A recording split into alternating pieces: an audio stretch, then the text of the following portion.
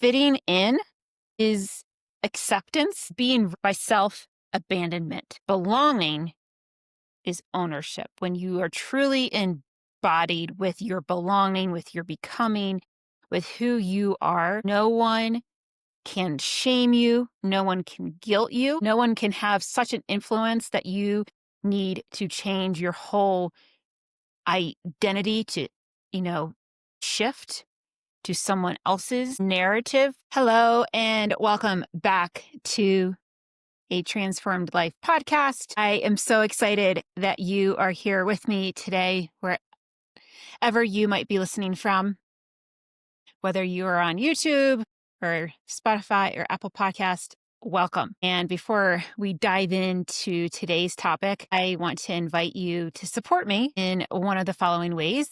If you're watching on YouTube, please hit subscribe. That is a great opportunity to support my work and move my vision and mission forward. And if you're listening on the other podcast, be sure to leave me a 5-star rating. And if you want to send me an email and let me know where you are joining from, that would be welcome as well. So today I want to talk about, where are you editing your life? And editing your life can look a bunch of different ways. So whether you are a single mom, such as myself, whether you are a CEO, a business owner, a founder, a working parent in general, single, no matter what you identify as, there is probably patterns in your life and belief systems that you have adapted to that you may not even be aware of. And as we move into personal growth, personal development, transformation, one of these patterns is shifting our life to fit other people's expectations, situations. People pleasing is another really popular term in the personal growth space. Shrinking ourselves, staying small. And so where are you editing your life is another term for all of those sentences. And I invite you to consider where you are editing your life to fit in, because you are afraid that you won't be accepted. And even into today's society, so many people are following an agenda that is filtered down through generations and even through the system itself. They are following an outdated script. And this could look like going to college for 4 years, working at a desk job, even everything from even as I'm speaking right now, I notice that where I'm editing myself to fit in, to be palatable to whoever is listening to this. And so I guess I'm just going to speak my truth. Even fitting into a society where they need to change their gender to fit in. And these are examples like Source, God, made us uniquely and divinely our individual selves. And so many are living their life running a script that someone has infiltrated into their mind. And it's not even what they want. I've seen so many stories recently of even people transitioning back to their original gender. And their stories are being shared that they were influenced by outside words and people that they knew wasn't correct. And yet there was a part of them that wanted to fit into society, to be accepted, instead of really owning of who they are. And I know this, I'm not going to talk about this the entire podcast, so please don't worry about that, rather than their divine, unique self. And so this whole editing, and the other thing I also want to talk about is filtering ourselves to fit in. Same kind of principle.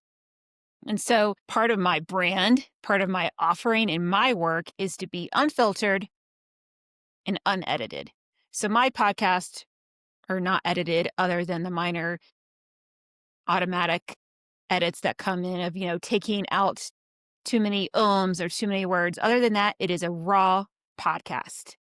And this year, I also was thinking a lot about authenticity. So many people are saying, oh, we want authentic people. And do you know what is showing up on Instagram? Very filtered photos. And I get it. Some of the filters are fun and they can be played around with. And when your whole identity starts shaping? See, I need an editor for this. No, just kidding. Shaping to be palatable for what you think is palatable to other people. And that is a subtle energetic of like, I'm not worthy. I'm not good enough. I'm not good enough in my own skin, in my own appearance to post something on social media. I need a filter. And that filter is subtly changing, especially over decades of time. When you use those filters habitually, those filters become part of your identity because now you can no longer post your real, raw face on social media. You must use the filter at every moment. And if you are a woman listening to this podcast, I believe filters are used primarily by women, and it really is an insidious trick by the system to get you to think that you aren't good enough as who you are. And I want to tell you, you're more than enough. You always were. And you don't need a filter to validate your worth, your likability, your personality, your looks. You can be accepted for exactly who you are. And so in my personal work on the brand the last couple of months, I felt called to not use photo filters on any of my Instagram posts. And has it been challenging sometimes seeing almost everyone else use a photo filter? Absolutely. And I know that I am on this planet to have high standards, and I am holding myself to a high standard first and inviting you to join with me. And we, as a society, especially females, when we join together and say, you know what? I'm not going to edit myself. I'm not going to filter myself to fit in to society, to fit into social media, to fit into scripts that are not aligned for what my soul came here to fulfill. I am not going to water myself down. I am not going to use filters that buy into this narrative that I only have to use, I'm only beautiful when I use a filter. That is a lie the system has given you. And we can work to transition and transform out of that into a filter-free, edit-free society, culture. And that is where the transformation is. And yet so many are still living by this script that they need fillers, they need Botox, wrinkles is bad. I have to have perfect, tight skin to be accepted by my partner, by my friends, by society, by who I speak to, my social media following, my brand. And the more we go down that road, the less authentic society is. The less we trust people, the less we trust ourselves, because we're not, there's a filter, so one of the reasons when you think of a filter, it is a very thin barrier between myself or the person and the other side of how they're looking. And so they are not seeing the full soul. And so we live in this very interesting paradox. We hear all these messages, be authentic. We want authenticity. Be yourself. Just post whatever. And yet those very same people are still using filters.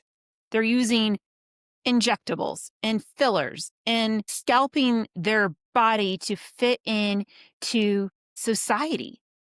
And that is not what Source created us to be. And so I want to invite you to, if you are sitting and listening to this, if you're driving, please opt out of this. You can do it later. If you are driving, keep your hands on the wheel and just do a internal scan. Where are you? Not your location, your life. Are you in here present with yourself? What is wanting to be expressed, explored, elevated? Are you here in your body, in your truth? Do you even know what your truth is? The truth, not my truth, but like the source core truth? Or are you quietly dimming your light, editing yourself to fit in to a society that is built on sand? And these edits and these filters, whether it's a literal Instagram filter or a filter on your life where you are shrinking, where you are not standing up and speaking for the truth, speaking your boundaries, speaking your standards, embodying them as well, just not speaking them, but really living them internally. And then naturally, they just externally are a part of your life, just like clothes are a part of your life. You are so embodied with your standards and your boundaries. They are just non negotiables in your life. So I invite you to take a conscious breath into your belly first and breathe in and breathe out. We don't have to count right now, but really just take a minute to like pause into your body of like, I am taking a deep conscious breath into my belly first. And notice if your chest rises, we want our belly to rise first to repattern our nervous system.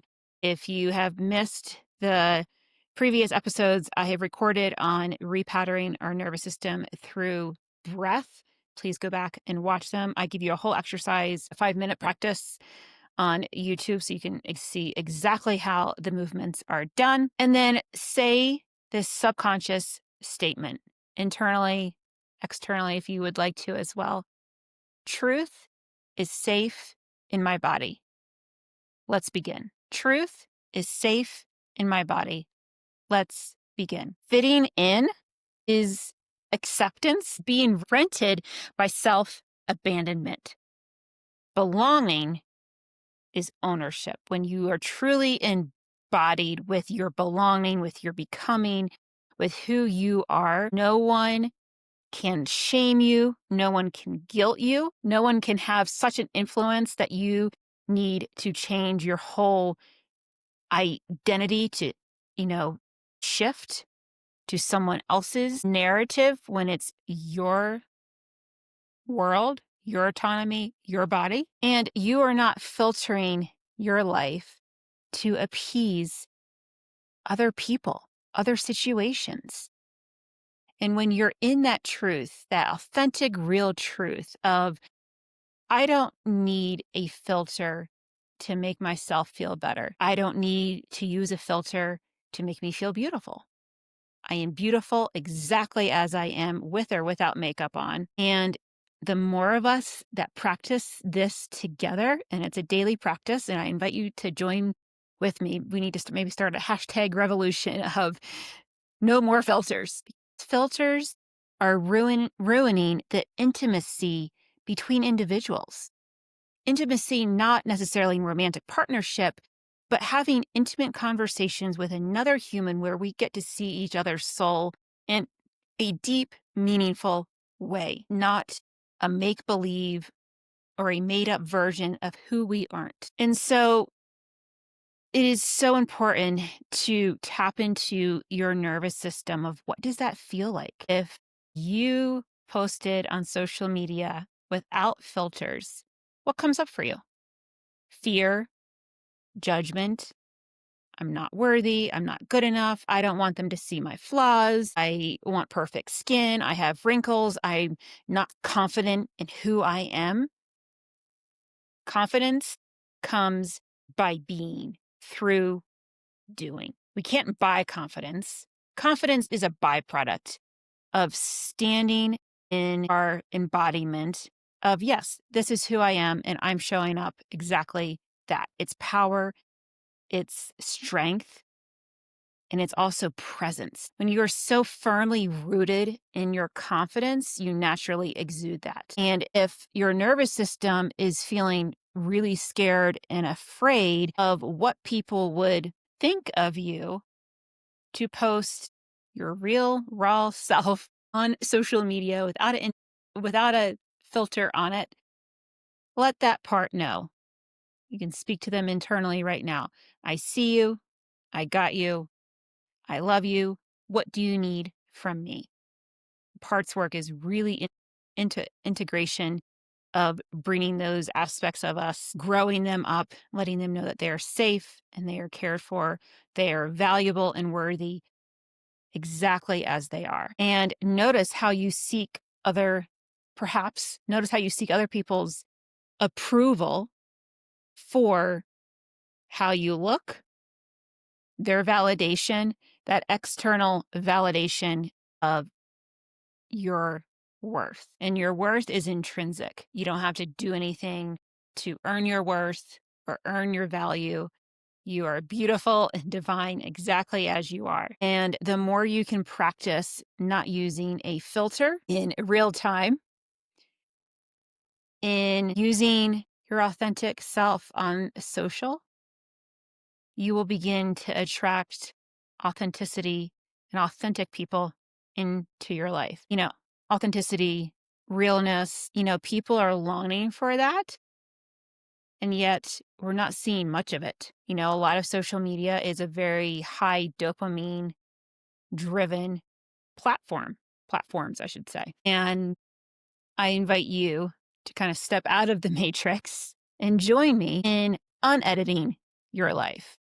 How edited are your photos, your work, your offerings? And if it's people pleasing or perfectionists, worried that somebody might call you out for a spelling error, who knows what the actual fear is? I'm sure you know right now what kind of lands and hits for your system. And I can kind of intuitively tap into the collective and feel what you are feeling listening to this or watching this, a fear of being seen for exactly who you are without a filter. And when we practice being our real, raw, authentic selves, that leads to more internal freedom, internal peace, which leads to external freedom and peace. And, external validation has been something that I have worked through in my personal life. And it is a very transformative process, knowing that I am a worthy individual, regardless if my big dreams and big visions ever come to fruition or not. Regardless if there's justice for me and my sweet boy, regardless if I have 2 million followers or 2,000. My worth and my value is based on me and my internal worth. It is not based on how many comments, how many likes, how many people say you're so beautiful, whatever the external words could be. And it takes practice to get to that point, and I'm still working on it. I have not arrived. It's a daily practice for me. And so you can join this daily practice with me by really focusing on, okay, maybe I start 3 days a week where I don't use filters on my social media post. Maybe you start with one. Every Monday, I don't use a filter. And then you work up to Monday and Wednesday. Those are some practical ways you can begin to bring in authenticity into your nervous system and ultimately into the global collective. So I want to give you some examples of how people stay small, where they shrink themselves, where they're editing their life to fit in, editing or filtering their life to fit in. One is so in the body, somatic.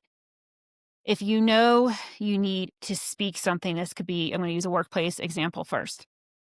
If you know you need to speak, you might, and you're afraid to do so, you might notice it you have a tight throat, you got heat in your cheeks, or you could become cold too. Your idea somebody else used and you didn't get the credit for it. Where does that show up in your body? And you have resentment building up in your body. And then your body can pay for it through headaches, migraines, shallow breath, digestive issues, disrupted sleep, and all because you did not use your power in words of what you wanted to say. You let someone else speak over you. You perhaps shrugged your shoulders when they laughed at your rates, when they laughed at your idea. You may have said, I'm easy. That doesn't matter. And you shrunk yourself to stay small, to appease someone else, what someone else was going to think of you. Here's another scenario. The family dinner table. If the holidays are coming up, this is bound to probably be something. Someone could make a belittling comment about your appearance, about your parenting, about a situation you're going through, about your financial situation. Gosh, I mean, family, there's so much that could come up. And instead of speaking up and saying, I no longer allow those words into my field, do you have something kinder to say? Instead, you kept quiet and you allowed the other person to continue to verbally abuse or bully you. And the cost is that self-trust is a micro fracture. And over time, that fracture begins to grow until it's an earthquake in your life, until you possibly hit rock bottom. So when we have all these micro fractures in our life, they're eventually going to add up and catch up. Like we can't bypass them. And that is why I'm inviting you into this transformative work today. If you are tired of being sick, stuck, and sad, let's get to work. Because your life is valuable, your life is precious, your life means something, and life really is too short to live in a script, in a system, in a story that doesn't belong to you. And if your story is, I'm not good enough, I'm too broken, I'm not worthy, something's wrong with me, shame, I'm not good enough, we can rewire that story starting immediately. And you can begin to live a life where you sleep again, where you can wake up in the morning full of wonder, peace, and you aren't editing your life to fit someone else. This is your story. You are the author of it.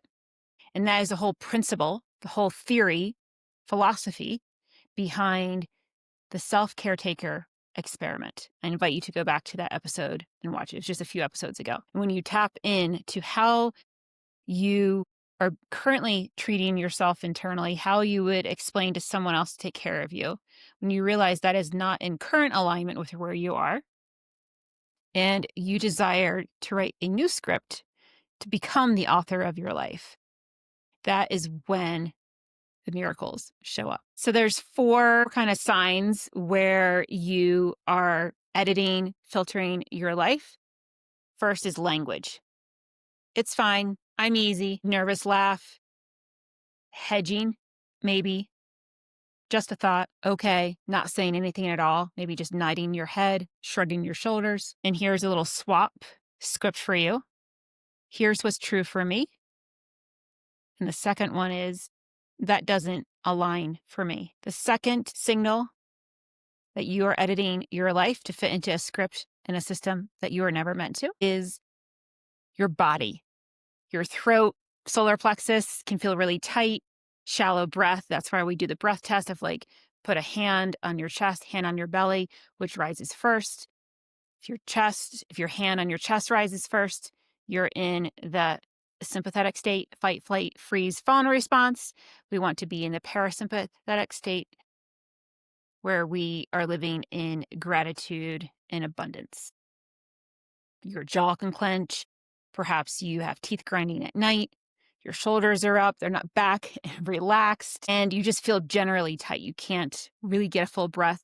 It will also show up in the body, disrupted sleep, digestive issues, gut issues, immune system is weakened. And here's how you can reset.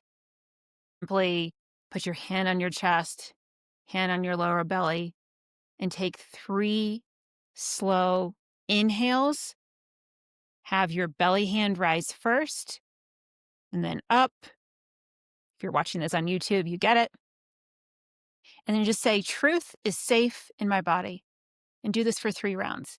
So a slow inhale, you can count for 3 up. And then on the exhale, try 5 or 6 count on the exhale. Number 3, the third sign that you're editing your life is time. You are attempting to be perfect. You're either over prepared, and you can also be under asking for what you really want. So let's say you want the Ferrari and you're like, oh, the Honda's okay. Well, if you want the Ferrari, speak up and say you want the Ferrari. The universe will only give you what you say you want. So if you are saying you want the Honda, you're probably going to get the Honda and not the Ferrari. And so you're editing yourself to appease someone else, to people please. It's kind of a fawn response. Again, a sympathetic response that we want to bring the body out of into abundance and gratitude, and really speaking from the heart of like, this is really what I genuinely want. And you say it with confidence, power, strength, and there's so much wisdom in that. And so make a very clear ask. Instead of polishing and perfecting every product pitch, every email, once and done. Like money loves speed, success loves speed, decisions love speed. I wouldn't recommend this for romantic relationships. That is kind of a different category. But really know of like, you know what? This post is good. I don't have to spend hours deliberating with myself. Are people going to like this? I need to change this color. I need to change this font. Don't shipshape yourself to fit into a society where you are never meant to fit into. You are meant to stand out and speak with sovereignty. And the fourth one to editing yourself is boundaries. A lot of people say yes while resenting. They really want to say no. They just go along with the flow, and boundaries are so important. Are you always available? Do you have an abusive ex? Set a boundary with, I will only internally for you to say this, I only respond on these days. One thing that I have done years ago is I set up a dedicated email just for court stuff. And I don't have that email on my phone. It is only on my laptop. Another boundary. I will not allow that to disrupt my day. And so there's so many boundaries you can put into place. If you need help establishing boundaries, please reach out to me. I would love to guide you in creating boundaries for your life. So you could, if you're having a lot of boundary violations, you could simply say, I'll get back to you tomorrow. And the more you have boundaries internally, those boundaries, again, will become embodied, and they are just a natural extension of your being, of your soul. And I really want you to live your life full of peace, not always having to have a filter on what you speak, what you share with the world. We want to see the real you. And the more as a collective that we can do this, the healthier and healed we become. Here are 3 other ideas I want to give you. I need to do a whole podcast on this. This particular word is really prevalent with women, but it's saying sorry. They use the word sorry. I use the word sorry. I hardly ever use it unless if it's a true situation where I need to say, I am sorry. This is where I went wrong. Please accept my apologies. So many women, females, fall into using the word sorry without a situation that warrants it. And so that is a subtle, energetic pattern of apologizing for your existence, editing your life. Again, I'm sorry. There's nothing to really be sorry about in that moment. Like you can stub your toe and all of a sudden you're like, I'm sorry. Well, nobody did anything to you. You just stub your toe. Instead of apologizing for your existence, you can say, thank you for your patience. Thank you for waiting. My apologies. But really see how often you are using the word sorry in your vocabulary. Speech is so important. That's one of the things I really work on with clients and people I interact with is your speech. What are you saying? What words are you putting out into the universe? Because energetically, everything has this, energetic frequency, this match, this vibration. If you are tending to just say yes by default automatically, notice. So the first step is awareness. So notice the awareness to say that and have a little script of, I'll get back to you tomorrow. Thank you for letting me know. I will confirm by 3 p.m. tomorrow. And that way you start really being the author of your story, the author of your life. It's very powerful work. And then keep layering into your body somatically. Truth is safe in my body. And then I invite you to journal on this question at the end of a day. I really think an evening journal practice before bed is so helpful. So many have a morning journal practice. I have morning and evening, and really writing out your day, what happened. And this is a question you could journal on. Where did I edit myself in the last 12 hours? What was I protecting? What was trying to protect me? Because that's all the body wants. The body and the mind, really the mind just wants safety. Safety from what? And so if there is propensity to shrink and not ask for what you really want, reach out to a safe friend and say, hey, this is really something I want. I want to go out here to eat versus this place. I would like to take a hike at this trail, and start speaking what you really want and not shrinking for what someone else wants, fitting their expectations. And I think with that, I am going to close this podcast for today. There are a lot of things happening in my life. I will close on a personal note. This week has been very triggering with the experience I continue to go through with court. I have now been in custody court going on 7 years at this point, and the CPTSD from that is quite massive. And I am so grateful for all of my healthy systems that I have in place, that even on the really hard, difficult days, I had a migraine 24 hours that was induced by court nonsense, court ridiculousness. And I can rest, I can repair, I can restore, and still show up for you today, because God, Source, has given me such a large vision and mission that I intend to fulfill to the best of my ability. And I want to let you know, whether you're a business owner, whether you're a mom, whatever your title is, I am right here with you. I have been through the absolute fire, and everything was ashes. And that's the whole metaphor over Hope Rose, rising from the ashes.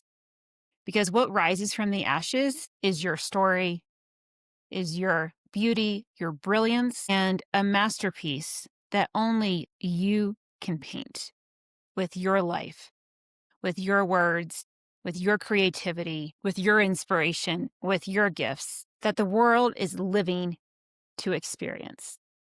And if you notice, I'm very intentional about that word. Most people say, oh, I'm dying to live that. No, I'm living to birth that into the world. And you're the only one that can paint that masterpiece. You are our original work of art.